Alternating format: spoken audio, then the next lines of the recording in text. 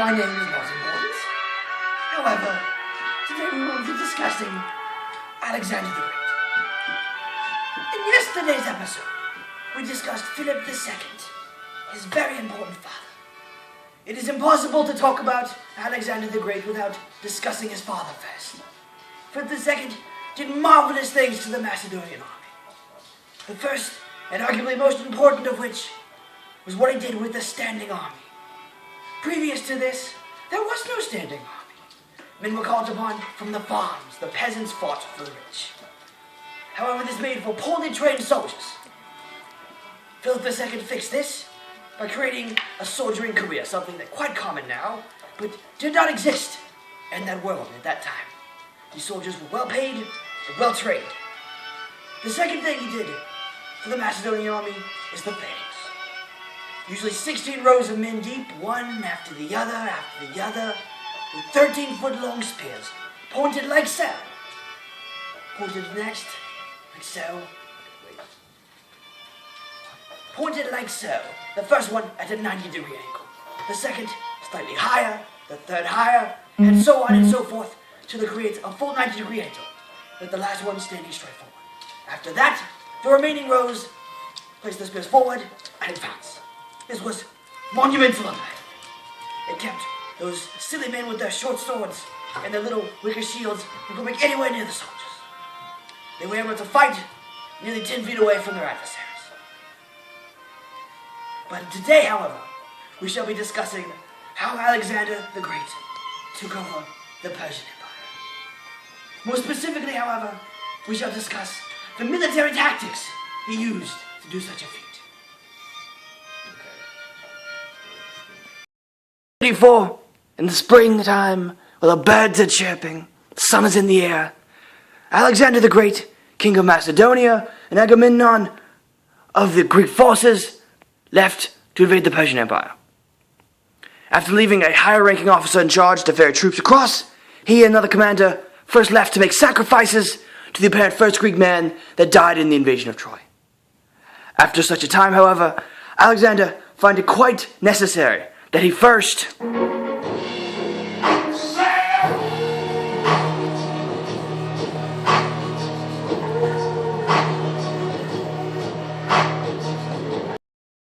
the so-called Aegean harbor, where the first Greeks had made land to invade Troy. Reaching the so-called Aegean harbor, Alexander the Great is said to approach the bow of the ship, looking earnestly at the wasteland. He said to then toss the spear, where the spear found itself embedded in the soil. This was an act, in a sense, that hoped that the coming army would be accepted like the spear into the sand. Alexander the Great entered the small mountain town of Ilium. Ilium is said to be placed near Homer's ancient town. In Ilium, Alexander the Great is said to have visited a temple of Athena. Alexander the Great, having entered Athena's temple, is said to have done much prayer and sacrifice. It is said that he even dedicated his own armor, and even took one off the walls from the apparent Trojan wall. Historians are unsure why he did this. After meeting several challenges, being proclaimed nearly invincible in front of his men, it is curious to question whether or not he believed such things himself. However, he did take time to honor those who had come before him, the greats. It is said he even went to the tomb of Achilles afterwards and laid a wreath, in some vain attempt in a way to stand on the shoulders of giants. Alexander the Great then traveled north to reunite with his army that had been recently ferried across the Abydos River. He met them and then headed towards the Grecius River, where here he hoped to bait the Persians into a conflict. It is argued by some that he was running low on his funds and needed, therefore, a victory to not only help propel his troop forward, but to help finance the rest of his campaign. And at the Grecius River, he found not only water, but the Persian Empire waiting for him too. It is important to note, however, that despite the number of Persian forces present, numbering anywhere between 20 and 40,000 depending on which source you use, that this was in no way an official Persian army. After the assassination of Philip II, the Persians expected an attack not to come. They expected the country to be weak after the loss of its leader, and furthermore, they expected that if an attack did come, it would come many years later. Therefore, after Alexander had begun to push his way into Persian territory, they threw a collection of men together in some vain attempt to stop him.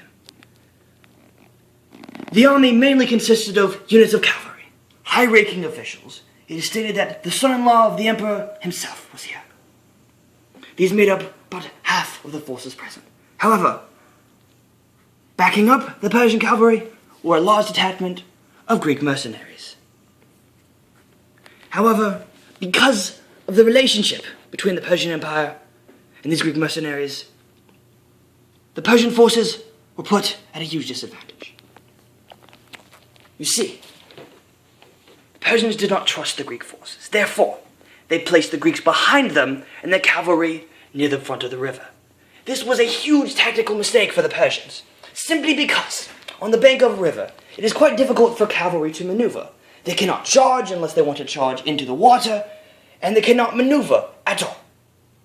And Alexander the Great was quite quick to take advantage of this situation. And while the Persian army laid wait, the Macedonian army was approaching the river Granicus. There were some discrepancies about when the battle actually took place. However, all accounts seem to agree that the army approached the river near late afternoon or nightfall. Some say that due to the poorly placed cavalry, Alexander attacked immediately.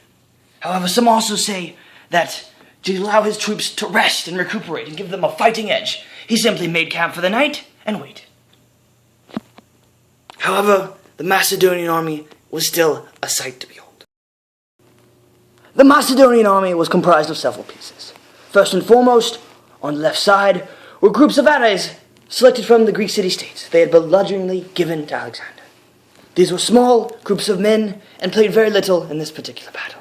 However, the center stone and always most important part of the Macedonian army was, of course, its phalanx. Truly a terrifying sight to behold. The phalanx consisted of 16 rows of men, one after the other, with the first 5 rows placing their spears at an even level and higher and higher and higher to create not only a wall of spears, but in a sense a way to stop incoming projectiles like arrows. The men carried shields, however the spears in the air definitely helped reduce the amount of casualties from incoming fire. The remainder of forces were cavalry, and these numbered approximately 20,000, equaling approximately the Persian forces. Alexander the Great even led one of the detachments of cavalry. However, when the battle started, the first thing to occur was the charge of Alexander and his cavalry. On seeing the approaching cavalry charge, the Persians responded rationally by a counter-attack.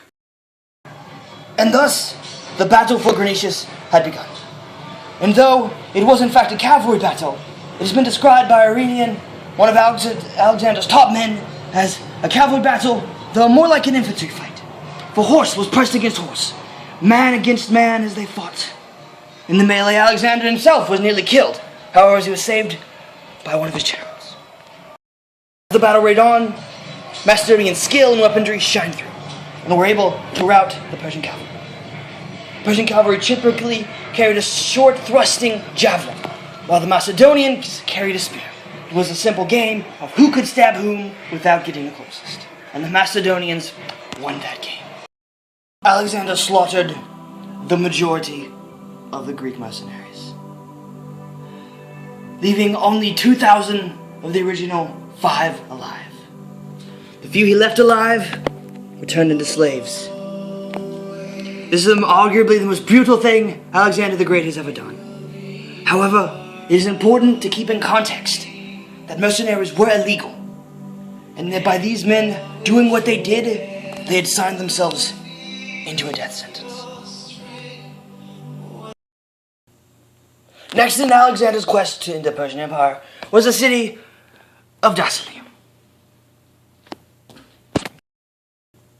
Next in Alexander's quest to take over the Persian Empire was the city of Dasilium. The Persian garrison here had been withdrawn, and the city was taken with little trouble. The next city on the list of Alexander's was that of Lydia. Lydia was a strong city, heavily fortified, also known as the biggest barbarian castle in the land. However, the man in charge of Lydia, like several other high-ranking officials in the Persian army, had been killed, and therefore the city surrendered without much of a problem. After the siege of Lydia, or rather, the surrender of Lydia, Alexander took over city after city. He released all the Greek city-states that had once been under Persian control, and then, after several years, he found Darius, the king of the empire himself, on the field of battle. This battle took place on the river Isis, and quite creatively is known by historians as the Battle of Isis. On the river Isis, the Persian Empire made its final and greatest stand against Alexander. The army assembled was not only one that... And on the river Isis, the Persian Empire made its greatest and arguably final stand against Alexander the Great. Here, however, is an army that is worthy of the title of imperial. This army contained multiple units and was actually about the strength of the general Persian army. First, on the right side, were Greek mercenaries. These were very powerful but well-renowned warriors, and they played a key and vital role in today's battle. In the middle of it all, however, following the Tamil tradition of being the first man and last man off the field, was King Darius himself, followed by his own personal bodyguard, then a group of Persian infantry, and then Persian cavalry. Behind them, however, intelligently enough, was enough men to hold the reserve. The reserve played little in this battle, however, would be called upon if need be. By contrast, the Macedonian army had stayed mainly the same. Alexander the Great and his own detachment of cavalry were on the far left, followed by Hellesponts, very strong warriors of the Macedonian army.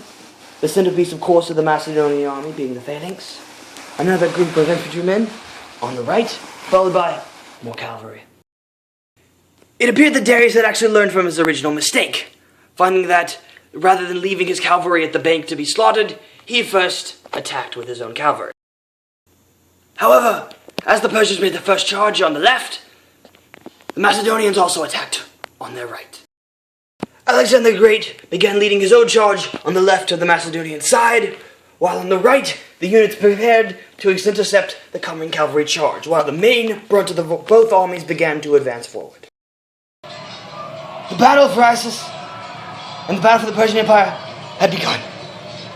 The cavalry on the left side of the Persian flank crashed into the waiting infantry and cavalry, while on Alexander's side, he crashed into the waiting infantry units. The battle raged on. The mercenaries charged the phalanx, eventually even separating part of the phalanx from itself, a feat almost unheard of in the ancient world.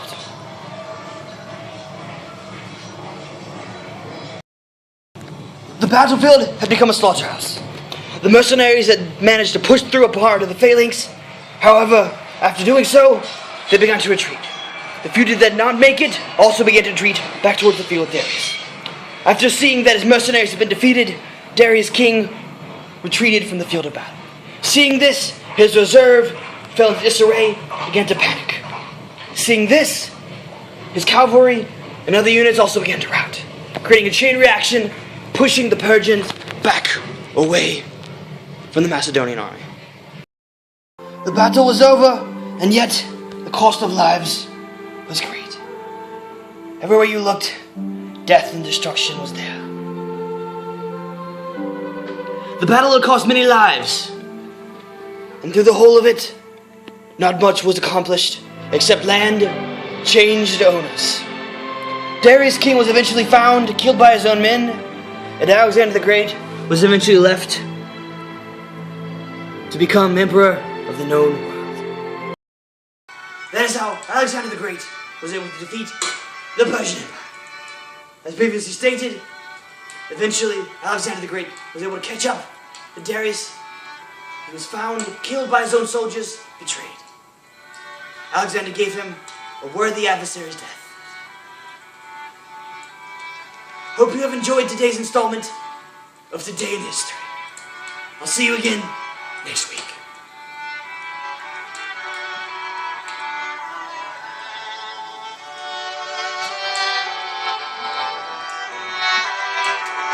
Why can't you ever sit still like the thing at the end of the laptop?